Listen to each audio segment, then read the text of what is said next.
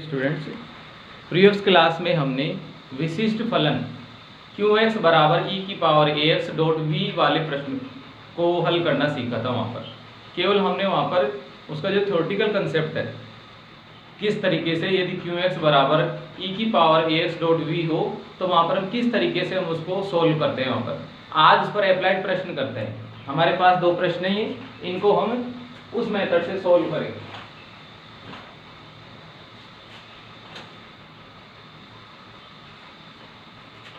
तो ये हमारे दो प्रश्न हैं, इनको हम उस मेथड से सॉल्व करेंगे। तो सबसे पहला क्वेश्चन है आपका एग्जांपल नंबर 3। इस प्रश्न में आपको दिया गया है d square plus 3d plus 2 y equal to e की power 2x dot sine x। ठीक है, सबसे पहले हम इसकी सहायक समीकरण पूरक फलन इसका प्राप्त करेंगे। सबसे पहले पूरक फलन CF कॉम्प्लीमेंट्री फंक्शन, इसके लिए हमें क्या मानना पड़ता है कि माना हमने इसका जो राइट हैंड साइड का जो पार्ट था QX उसको किसके बराबर मान लिया, 0 के बराबर हमने उसको मान लिया। अब यदि ऐसा है तो उस कंडीशन में हमारी जो समीकरण वो कैसी बन जाएगी, d square plus 3d plus 2 dot y equal to 0। ठीक है, हमें ऐसा रिजल्ट प्राप्त होने पर हम इसकी सहायक समीकरण प्राप्त कर सकते हैं। सहायक समीकरण, तो इसकी सहायक समीकरण क्या हो जाएगी, यहाँ पर इसकी सहायक समीकरण हो जाएगी d को तो क्या मानो आप m और y को किस में कन्वर्ट करो 1 में। तो ऐसा करने पर हमारे पास समीकरण बनेगी m स्क्वायर प्लस के 3m प्लस के 2 बराबर 0। यहाँ से देखा तो हमारे पास इसके दो टुकड़े हो जाएंगे, एक तो आ जाएगा m प्लस 1 और एक आ जाएगा m प्लस 2 बराबर 0। यहाँ से यदि मैं m को कैलकुलेट करूँ तो m बराबर कितना आ जाएगा माइनस का 1 और क्या आ जाएगा माइनस के 2। इस तरीके से हमारे पास दो m की वैल्यूज यहाँ पर प्राप्त हो जाती है, जो कि वास्तविक तथा अलग अलग है यहाँ पर। तो इनके लिए यदि इसका CF में लिखना चाहूँ यहाँ पर, तो CF बराबर कैसे लिखता हूँ मैं इसका, C1 e की power minus x plus C2 e की पावर माइनस 2x। तो ऐसा करना अब तक हमने बहुत सारे क्वेश्चनों में सीख चुके थे कि इस तरीके से हम CF फाइंड आउट करते हैं। अब हमें इसका PI फाइंड आउट करना है। PI, तो PI के लिए हमारा रूल होता है इस तरीके से कि 1/fd dot QX, 1/fd dot QX। तो यहाँ पर FD का मान लिखेंगे और साथ के साथ QX का मान लिखेंगे यहाँ पर। तो हमारे पास PI बराबर क्या आ जाएगा 1/fd। FD हमारा क्या था, ये वाला, इसको नोट किया यहाँ पर। तो यहाँ पर आ गया d square plus 3d plus 2। ठीक है, और QX का मान आ गया e की power 2x dot sine x। अब हम देख चुके हैं कि पिछले प्रश्न में हमने इसी प्रकार के जो विशिष्ट फलन है उनको हमने यहाँ पर पढ़ा था। हमने पढ़ा था कि यदि हमारा एक तो हो e की पावर ax तो वो तो ये मिल गया, और एक क्या हो b, और b के बारे में हमने ये कहा था कि जो b होता है वो कोई ना कोई x का फलन ही होगा। अब किस तरीके का होगा ये हमें प्रश्न में ही प्राप्त होता है, वहां से प्रश्न से। तो प्रश्न में हमें क्या प्राप्त हुआ है कि b हमें एक ट्रिग्नोमेट्रिक फलन प्राप्त हुआ है, त्रिकोणमितीय फलन प्राप्त हुआ है। ठीक है, तो हमारा रूल क्या कहता है कि आप यहाँ पर क्या करो, e की पावर ax को इधर ले जाओ, लेकिन ऐसा लाने के लिए आपको d के स्थान पर d प्लस a रखना पड़ेगा। तो वही काम हम यहाँ पर करेंगे कि हम e की पावर 2x को इधर ले गए, तो ले जाने से पहले हमें यहाँ पर क्या करना पड़ेगा कि d के स्थान पर क्या रखना पड़ेगा, d प्लस a, और a की वैल्यू कितनी है 2। तो क्या आ जाएगा इस तरीके से d प्लस 2, दूसरा आ जाएगा 3d प्लस 2, और लास्ट में कितना आ जाएगा 2। ये हमने उस रिजल्ट के तौर पर लिखा जो हमने पिछले जो हमारे पास जो हमने थ्योरी पढ़ी थी इस एक्सरसाइज की, उसमें ये चीज हमने समझी थी वहां पर कि ऐसा क्यों होता है। और यहाँ पर क्या आ जाएगा साइन x इस तरीके से। ठीक है, सोल्व कर लो इसको, e की पावर 2x, यहाँ से हमने इसको सोल्व किया, पहला आ गया d स्क्वायर, फिर आ गया 4d, फिर आ गया 4, फिर आ गया 3d, और फिर आ गया 6, और फिर आ गया 2 इस तरीके से। और यहाँ पर कितना आ जाएगा साइन x। और देखा आगे e की पावर 2x, यहाँ से देखा तो कितना आ गया d स्क्वायर, 4 और 3 7, तो कितना हो गया 7d हो गया। यहाँ कितना आ गया 4 और 6 10 और 2 12, तो कितना आ गया 12, और कितना आ गया साइन x। अब हमारा e की पावर ax का जो मैटर था वो तो यहीं पे खत्म हो गया। अब हमारा नेक्स्ट मेथड स्टार्ट होता है साइन ax वाला। अब इससे पहले जो दो एक्सरसाइज आपने पढ़ी है उनमें आपने यही तो चीज सीखी थी कि साइन ए एक्स हो चाहे कोस ए एक्स हो, तो उनका वहां पर किस तरीके से आसानी से उनको हम हल ज्ञात कर सकते हैं, वहां पर हमको सीखा था। तो वहां पर साइन तथा कोस एक्स वाले में हमने ये सीखा था कि जो एक्स का जो गुणांक होता है उसके स्क्वायर का नेगेटिव यदि हमारे डी स्क्वायर के पदों पर रखने पर हमारा जो एफ डी है वो नॉट इक्वल टू 0 हो, तो आप सिर्फ ये प्रोसेस वहां पर कर दो और उसे सोल्व करते जाओ, आपका आंसर आ जाएगा। तो हमने देखा यहाँ पर कि x का गुणा क्या है 1, तो 1 का स्क्वायर कितना होगा 1 और उसका नेगेटिव कितना होगा -1। तो जहां जहां डी स्क्वायर आपको दिखाई दे वहां क्या रख दो आप -1 रख दो। तो हमने इसमें लिखा e की पावर 2x -1 प्लस के 7d और प्लस के 12 और यहाँ कितना आ जाएगा sin x। तो सोल्व किया तो हमारे पास क्या बचा e की पावर 2x, यहाँ बचा 7d प्लस का 11 और कितना आ जाएगा sin x। अभी भी एक d अभी भी बचा है यहाँ पर, ये d यहाँ से हट नहीं रहा है यहाँ पर, और ना हमारे पास कोई d स्क्वायर बचा। d स्क्वायर बचता तो आसानी से इसको सोल्व कर पाते, ठीक है। d स्क्वायर बचता तो फिर से -1 रखते, लेकिन यहाँ ऐसा नहीं, तो क्यों ना इसको भी d स्क्वायर बनाया जाए। और हम जानते हैं कि किसी भी चीज को आप स्क्वायर में बना सकते हो, वो हमारा होता है जिसको बोलते हैं परिमीकरण, रेशनलाइजेशन। तो उसके द्वारा आप उसको चेंज कर सकते हो। तो जितना ये है उसके जस्ट अपोजिट यानी इसके कॉम्प्लेक्स इसके जो कॉन्जुगेट है, यानी प्लस है तो नेगेटिव वाले से और नेगेटिव है तो प्लस वाले से ऊपर नीचे मल्टीप्लाई कर हम उस चीज को प्राप्त कर सकते हैं।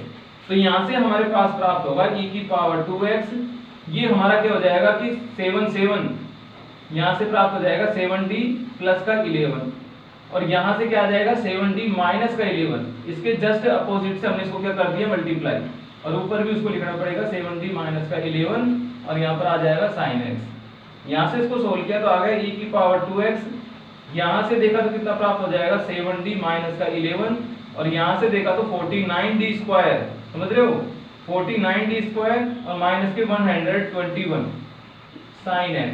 यानी फिर से हमें नीचे देखो d स्क्वायर प्राप्त हो गया, फिर से जो पहले मिला था वो तो था ही, एक और मिल गया यहाँ पर। अब फिर से वही काम करेंगे कि x का जो गुणांक है उसको कहाँ रखेंगे d स्क्वायर के स्थान पर। तो जैसे मैंने इसको यहाँ पर रखा तो e की पावर 2x है तो एज इट इज, ऊपर 7d माइनस 11 है ये भी एज इट इज, ठीक है। और यहाँ कितना आ जाएगा माइनस के 49 और माइनस का 121, ठीक है। और यहाँ पर आ जाएगा आपका sin x। और आगे गए यहाँ पर, अब देखिए यहाँ तक हम इसको ऐसा लिख पाए। अब आगे जब जाएंगे तो यहाँ इनको सोल्व किया तो दोनों कितने हो गए मिलकर 50 और 20 70, तो कितने हो गए माइनस के 170। तो यहाँ से हमें मिल जाएगा माइनस का e की पावर 2x अपॉन 170, ये हमें यहाँ से प्राप्त हो जाएगा, ठीक है।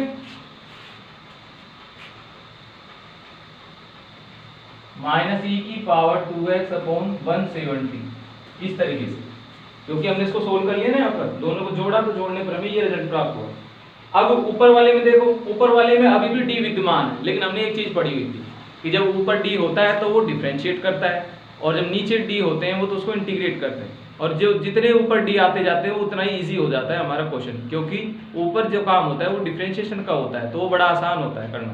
तो हमारे पास अब ऊपर d आ गए तो हमें सिर्फ डिफरेंशिएशन करना है, जिसको हम आसानी से कर सकते हैं।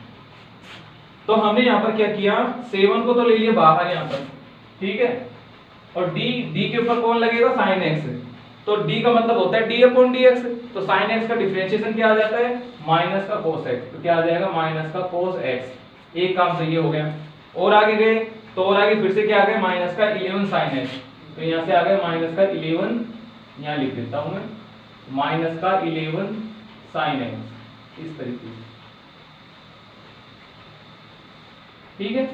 सोल्व किया, ऊपर से नेगेटिव कॉमन ले लिया यहाँ से भी, तो दोनों के हो गए पॉजिटिव। तो e की पावर 2x डिवाइडेड बाय 170, यहाँ से इसको आगे बढ़े तो हमारे पास आ गया 7 cos x और प्लस का 11 sin x इस तरीके से। तो pi बराबर हमारा हो गया e की पावर 2x अपॉन 170, यहाँ से हो गई 7 cos x प्लस का 11 sin x। हमारा समीकरण का हम जो आंसर देते हैं किस तरीके से देते हैं, हम समीकरण का आंसर देते हैं CF प्लस PI की फॉर्म में, क्योंकि समीकरण का जो हल दिया जाता है वो इस तरीके से होता है कि y बराबर CF प्लस PI, दोनों की वैल्यू फिल कर देंगे तो y बराबर CF का मान हमारे पास आया था C1 e की power minus x plus C2 e की पावर माइनस 2x, इस तरीके से।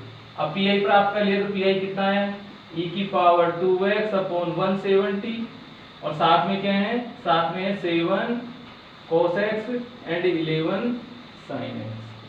तो इस तरीके से हम किसी भी, हमारे पास जो समीकरण होगा अवकल समीकरण, जिसमें जो विशिष्ट समाकलन है, जो विशिष्ट फलन है, सॉरी विशिष्ट फलन जो qx है, वो यदि e की पावर ax डॉट v का होगा तो उस कंडीशन में हम उसका इस तरीके से हल कर पाएंगे।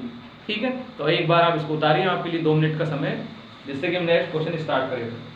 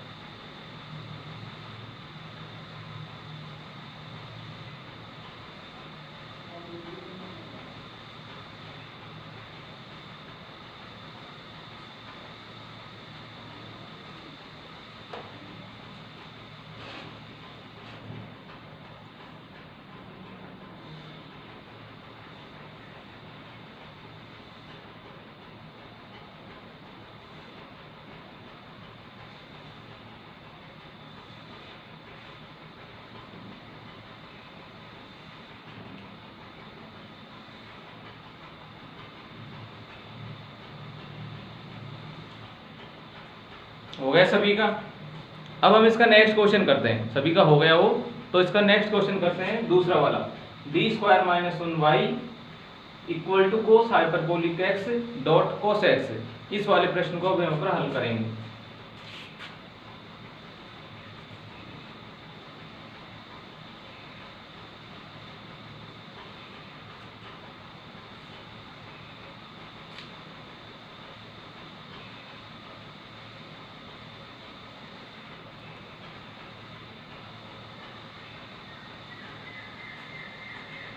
तो यहाँ पर हमने देखा कि हमें प्रश्न दिया गया था, ठीक है। सबसे पहले हम इसका लिखेंगे CF, यानी पूरक फलन इसका ज्ञात करेंगे। यहाँ पर पूरक फलन ज्ञात करने के लिए मैंने आपको बताया था कि ये जो वैल्यू है वो 0 के इक्वल होनी चाहिए, तो हमने इसी को 0 कर दिया। किसके अकॉर्डिंग माना, जो qx है वो कितना है, 0 है। तो उसके बेसिस पे हम इसको क्या लिख पाएंगे, अब लिख पाएंगे d² - 1y equal to cos hyperbolic x dot cos x, इस तरीके से, ठीक है। सॉरी, ये तो 0 मान ही चुके हैं यहाँ पर, तो इसको क्या करेंगे 0। अब यहाँ से हम इसकी क्या लिख पाएंगे, सहायक समीकरण। तो सहायक समीकरण क्या हो जाएगी, सहायक समीकरण के लिए हमें करना पड़ेगा d के स्थान पर m और y के स्थान पर 1। तो ऐसा करने पर हमारी समीकरण बन जाएगी m² - 1 इक्वल टू 0। यहाँ से हमें m की 2 वैल्यू मिलेगी, m बराबर 1, क्योंकि m² इक्वल टू 1। तो यदि दोनों की यदि मैं वैल्यू लेता हूं तो दोनों की वैल्यू कितनी आएगी, स्क्वायर रूट करने पर 1, तो हमारे पास क्या आ गया 1 और 1, यानी दोनों वैल्यू हमारे पास थी 1, 1, ठीक है। और यदि इसको इस तरीके से लिया जाए तो यहाँ पर कि हमारे पास था एम स्क्वायर क्या था -1 इक्वल टू 0, तो यहाँ से इसको मैं यदि ऐसा लिखूं एम स्क्वायर इक्वल टू 1, तो इसका स्क्वायर रूट लेने पर मुझे m की वैल्यू क्या मिलेगी +-1, यानी वास्तव में जो दोनों मूल मिलेंगे वो क्या मिलेंगे, एक तो प्लस का और एक माइनस का। ठीक है, चाहे आप यहाँ से देख लो m स्क्वायर -1 को आप लिख सकते हो a² - b², तो a plus B and a minus B, a plus B से मिलेगा आपको -1 और a माइनस बी से आपको क्या मिलेगा +1, तो दोनों भी तरीकों से आपके पास वैल्यू आएंगी प्लस एंड -1। तो यहाँ से इसका CF क्या हो जाएगा, CF बराबर हो जाएगा C1 e की power x and C2 e की पावर -x, ये हमारा हो जाएगा 1 नंबर। उसके बाद हम प्राप्त करेंगे PI, तो PI के लिए हमें लिखना पड़ता है कि 1/FD डॉट QX, सभी की वैल्यू फिल करेंगे यहाँ पर। FD का मान आ रहा था d² - 1 और QX का मान आ रहा था कोस hyperbolic x dot cos x। अब हमने इस तरीके का एक भी नहीं पढ़ा है यहाँ पर अभी तक, हमने तो e की पावर x का पढ़ा है, sin x cos x का पढ़ा है, फिर उसके बाद x की पावर m का पढ़ लिया, फिर e की पावर ax डॉट v का पढ़ लिया, तो यहाँ तो e की पावर x है ही नहीं, तो इनमें से कोई नहीं है। लेकिन हम जानते हैं कि इसको आप चेंज कर सकते हो कि कोस हाइपरबोलिक को आप चेंज कर सकते हो e की पावर में, चूंकि तो इस लाइन को हमने यहाँ लिखा चूंकि cos hyperbolic x is equal to होता है e की पावर x प्लस e की power -x and divided by 2, ये हमारा होता है कोस हाइपरबोलिक को हम इस तरीके से लिख सकते हैं। तो उसके बेसिस पे हम कोस हाइपरबोलिक को इस तरीके से नोट करेंगे। तो हमारा क्या हो जाएगा, नेक्स्ट लाइन में हमारा हो जाएगा कि 1/d² -1, 1/2 कांस्टेंट है यहाँ पर, तो हमने इसको लिखा e की power x dot cos x, और ये क्या आ जाएगा प्लस e की power -x dot cos x, और नीचे क्या आ जाएगा दोनों में 2, जो दोनों का एलसीएम लिया गया था वो हमने यहाँ पर लिख दिया, कोस x से दोनों को मल्टीप्लाई कर दिया, इसको भी और इसको भी। अब हमारे पास ये क्वेश्चन शेष बचता है। अब हमें इसका क्या करना है, वही पुराने वाले तरीके से इसको सॉल्व करना है, क्योंकि एक जगह है e की पावर x डॉट वही v, यहाँ पर भी e की पावर x डॉट v, और ये कांस्टेंट है, इसको तो हम शुरू से इसको बाहर ले लेंगे यहाँ पर, तो हमारे पास वही रिजल्ट बचेगा जो हमें चाहिए यहाँ पर। ठीक है,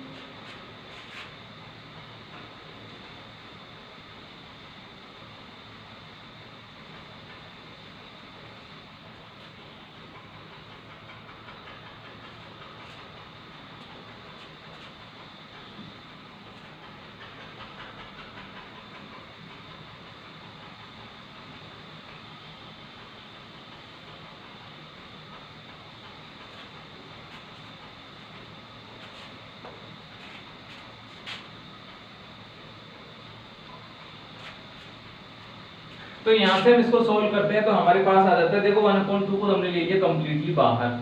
अब एक तो आ जाएगा मेरे पास कि 1/d² -1, और साथ में आ जाएगा e की power x dot cos x, एक आ जाएगा प्लस का 1/d² -1, एक आ जाएगा e की power -x dot cos x। इस तरीके से दो जगह हमने इसको ले लिया। ठीक है, अब हमारा वही तरीका होगा कि हम यहाँ से क्या करेंगे, एक को लेकर कहाँ रखेंगे d+1 में, और इसको कहाँ ले पाएंगे बाहर, तो 1/2 इसको ले लिया बाहर, तो क्या आ जाएगा e की पावर x, और यहाँ ये क्या बन जाएगा d+1 का होल स्क्वायर एंड -1, और cos x साथ में रहेगा, और आगे गई यहाँ पर भी सेम कार्य होगा। तो जैसे इसको मैं लिखूंगा तो ये क्या आ जाएगा d-1 का होल स्क्वायर -1, और e की पावर x कहाँ जाएगा, ये यहाँ आ जाएगा -1, और साथ में क्या बचेगा cos x। इस तरीके से वही पुराना वाला तरीका है, दोनों जगह हमने इसको डिस्ट्रीब्यूट किया था। अब इसको खोलकर यदि मैं लिखता हूँ तो यहाँ से क्या मिलेगा e की पावर x, इसकी जो वैल्यू होगी वो मिलेगी आपको d², फिर क्या मिल जाएगा प्लस का 2d, फिर क्या मिल जाएगा प्लस का 1 एंड -1 बाहर वाला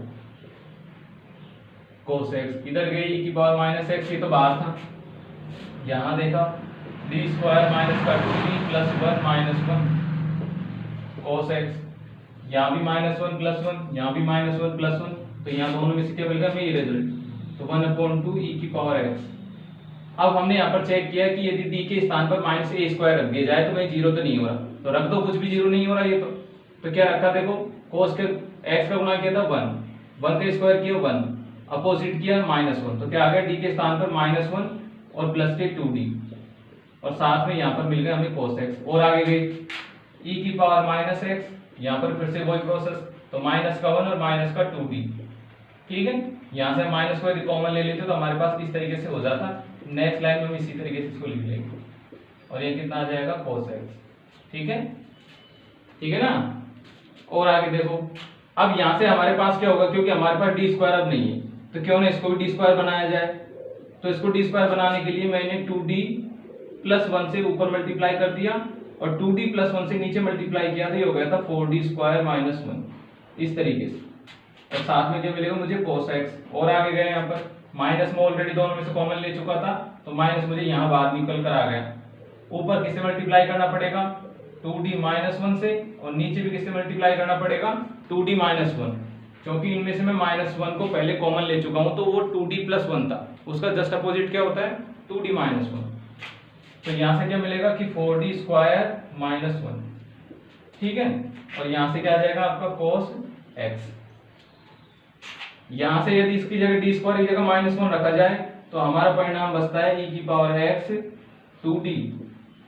2d plus 1 divided by minus का 4 एंड माइनस का 1, और यहाँ से आ जाएगा cos x। नीचे से d हट चुका है, फिर यहाँ से देखा e की पावर माइनस x, यहाँ से आ गया 2d माइनस 1, जो ऊपर वाला था ये तो एज इट इज लिख दिया 2d माइनस 1, और नीचे क्या आ गया माइनस का 4 एंड माइनस का 1 और cos x।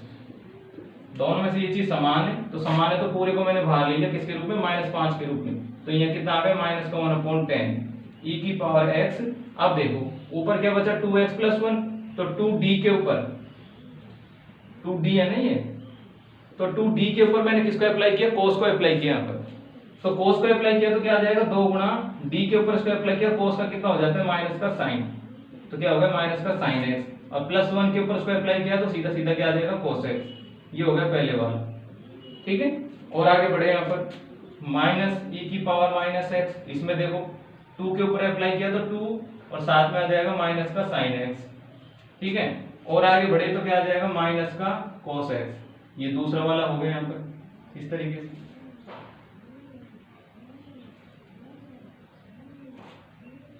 अब यहाँ से हमारे पास क्या होगा कि एक तो देखो इन दोनों में ये चीज शायद समान आ रही है, यहाँ पर नहीं आ रही समान, नहीं आ रही समान, देख लो एक बार 2 sin x है यहाँ से तो, और प्लस का cos x है। उधर से क्या आ रहा है, इधर से हमारे पास है माइनस का sin x और माइनस का cos, कॉमन ले लेंगे तो वो भी प्लस का हो जाएगा, तो हमारे पास आ जाएगा देखो माइनस का 1/10, एक तो क्या आ जाएगा e की पावर x, और साथ में आ रहा है देखो यहाँ से मिलेगा आपको, ऐसा करते हैं अलग अलग कॉमन ले लेते हैं यहाँ से, तो इन दोनों में से तो कॉमन आ ही रहा है कम से कम, एक तो e की पावर x में से और 2 sin x में से। उधर से देखा पहले एक लाइन वो लिख लेते हैं, एक लाइन लिखी तो हमारे पास आ गई e की पावर x और साथ में आ गया cos x माइनस का 2 sin x, इस तरीके से मैंने इसको लिख दिया, ठीक है। उधर और आगे गई माइनस, यहाँ से माइनस अंदर से कॉमन ले लिया तो प्लस हो गया e की पावर माइनस x, और इसको लिख लिया cos x और प्लस का 2 sin x, इस तरीके से इसको लिख लिया, ठीक है। अब देखो यहाँ से माइनस का 1/10, यहाँ से हमारे पास क्या आ जाएगा, ऐसा करने पर हमारे पास आ जाएगा cos, और cos के साथ इधर भी क्या है cos, तो दोनों में से cos को माना गया, तो यहाँ से इसको लिख पाए e की पावर x और प्लस e की पावर माइनस x, और साथ में क्या आ गया cos x, ठीक है। और आगे गए, इसमें से हमने किसको कॉमन ले लिया, 2 sin x को कॉमन ले लिया, तो 2 sin x को कॉमन लिया तो देखो क्या आ गया, एक के साथ तो माइनस आ रहा है और एक के साथ क्या आ रहा है प्लस, तो क्यों ना माइनस के 2 sin x कॉमन ले, तो हमने यहाँ से क्या कॉमन ले लिया माइनस का 2 sin x कॉमन ले लिया, तो माइनस का 2x sin x कॉमन लेंगे तो यहाँ से क्या आ जाएगा e की पावर प्लस x, और यहाँ ये बदल जाएगा e की पावर माइनस x में बदल जाएगा, क्योंकि वहां पर एक भी चिन्ह नहीं था तो अपोजिट हो जाता है, तो उसकी वजह से क्या आ गया e की पावर माइनस x यहाँ पर, ठीक है। अब हम क्या करेंगे, जो 2 था यहाँ पर 10 था, इसमें से 2 दोनों को डिस्ट्रीब्यूट कर देंगे, 2 यहाँ पर लगा देंगे 2 वहां पर, क्योंकि मल्टीप्लाई के रूप में होगा 1/2 मल्टीप्लाई 5 कर दूंगा इसको मैं, तो 2 को मैं अंदर ले जाऊंगा तो यहाँ पर भी आ जाएगा और यहाँ पर भी आ जाएगा। ऐसा इसलिए कर रहे हैं ताकि हमारे पास जो फॉर्म है वो cos हाइपरबोलिक की दोबारा बन जाए, जो हमने शुरुआत में लेकर चले थे ना, यहाँ देखो इधर cos हाइपरबोलिक बराबर होता है e की पावर x प्लस e की पावर माइनस x/2, तो एक तो बन जाएगा cos हाइपरबोलिक x, ठीक है, और दूसरा क्या बन जाएगा sin हाइपरबोलिक x, क्योंकि जब बीच में माइनस का चिन्ह आ जाता है तो उस कंडीशन को हम कहते हैं sin हाइपरबोलिक x, ठीक है, तो या तो आप इस तरीके से लिख लो, अदरवाइज इसको मैं पूरा क्या लिख लेता हूँ, 2 गुना कोस हाइपरबोलिक एक्स हो जाएगा ये तो, और वो क्या हो जाएगा 2 गुना साइन हाइपरबोलिक एक्स हो जाएगा। ठीक है, तो यहां से मैंने इसको लिखा दोबारा, तो ये आ गया माइनस का 1/10, ये तो क्या हो गया कोस हाइपरबोलिक एक्स, तो cos hyperbolic x dot cos x, और आगे गए माइनस का 2, इसको क्या कहिए साइन हाइपरबोलिक एक्स, तो 2 और 2 मल्टीप्लाई होकर कितने हो गए 4, तो क्या हो गए 4 साइन हाइपरबोलिक एक्स और डॉट साइन एक्स। ठीक है, इसमें से आप किसको कॉमन ले लो, 2 यहां पर भी तो आ रहा था इसमें भी, इसकी वजह से, तो दोनों में से यदि 2 कॉमन ले लेता हूं मैं, तो रिजल्ट मेरा क्या आ जाएगा, यहां लिख देता हूं उस लाइन को ऊपर, यहां देखो इधर,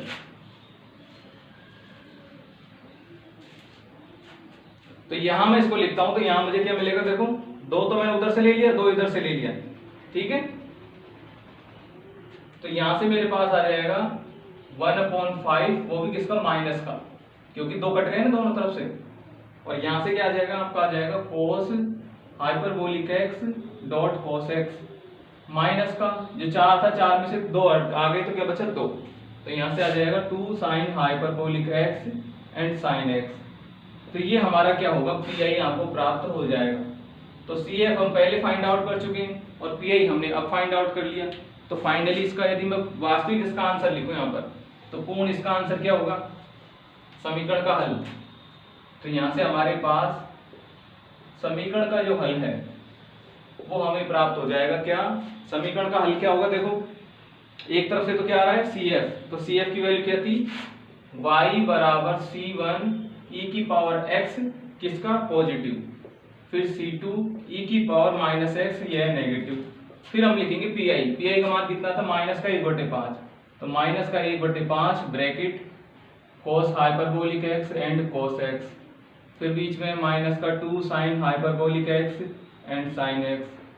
ठीक है, इस तरीके से ये होगा, तो हम कोई भी प्रश्न होगा तो हम इस तरीके से बाकी का उसको, यदि e की पावर x हमारे पास नहीं है, e की पावर x, तो हम उसको कन्वर्ट करके लिख लेंगे, चेंजेबल होगा तो। ठीक है, तो कोई भी प्रश्न हो हम उसको इस तरीके से स्टेप बाय स्टेप उसको प्रक्रिया को सही ढंग से करके हम उसको सॉल्व कर सकते हैं। एक बार आप नोट कर लीजिए।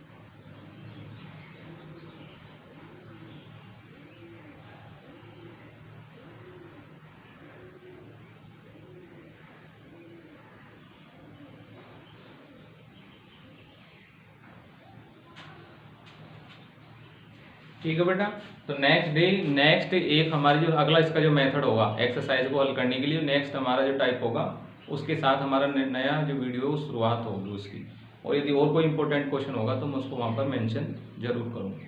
ठीक है, गुड बाय।